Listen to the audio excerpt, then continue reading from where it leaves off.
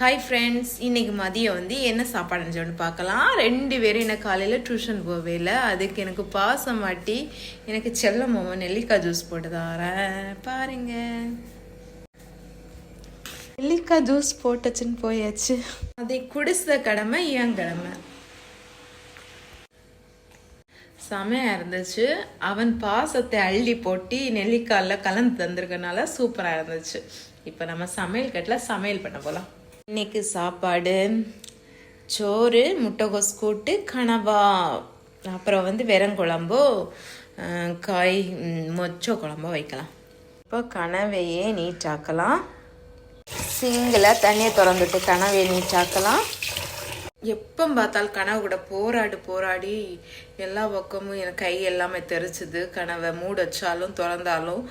அப்புறம் இப்போ போராடாமையே இப்போ சிம்பிளாட்டு ஒன்று இது பண்ண போகிறேன் பாருங்கள். இதில் கொஞ்சம் இஞ்சி பூண்டு, அப்புறம் வெங்காயம், கொஞ்சம் எண்ணெய் இல்லை வீத்தணும். எண்ணெயெல்லாம் போட்டு நல்லா பெரட்டு வச்சு அதை கேஸில் வச்ச வேண்டியதுதான். அப்புறம் நல்லா வெந்து வருமே, அப்போ மசாலா போட்டு கிண்டி எடுக்க வேண்டியதுதான். இன்றைக்கி இது ட்ரை பண்ணி பார்க்க போகிறேன். இப்போ நல்லா கிளறி வச்சாச்சு. அடுப்பில் வைக்கலாம். மணி 7:41ம்மா. கனவா நல்லா தண்ணி கொட்டும். அதெல்லாம் கொஞ்சம் வத்தின பிறகு கொஞ்சம் எண்ணெய் ஊற்றி மிளகு பொடி போட்டு கிண்டி எடுக்கணும். அப்புறம் முட்டைகோஸ் வச்சதுக்கு முட்டை போட்டு தான் முட்டைகோஸ் வச்சுவேன். இதுக்கான மசால் போட்டால் சாட மாட்டேன் அவ்வளோவாட்டி, எனக்கும் இறங்காது. அதனால் முட்டை போட்டு தான் வச்சணும்.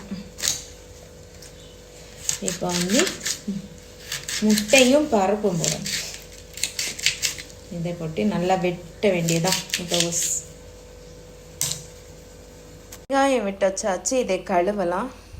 தண்ணியே கனவில் இருக்க தண்ணியே இப்போ முட்டைகோஸ் பண்ணலாம். அம்மா வெங்காயம் நல்லா கிளறி விடலாம். நல்லா கிளறிட்டு கழுவு வச்ச முட்டைகோஸ் இதில் ஆட் பண்ணலாம்.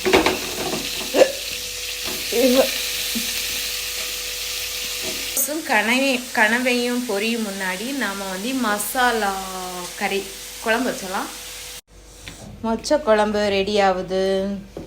இப்போ எல்லா வேலையும் முடிஞ்சு மதியத்துக்கு சோறு ரெடி ஆகிட்டு, அப்புறம் முட்டைகோஸ் கூட்டு, அப்புறம் என்னதுன்னு சொன்னோன்னா கனவா பொரிச்சு வச்சிருக்கு. அடுத்து மொச்ச குழம்பு கனவை வச்சு அப்புறம் முட்டைகோஸ்.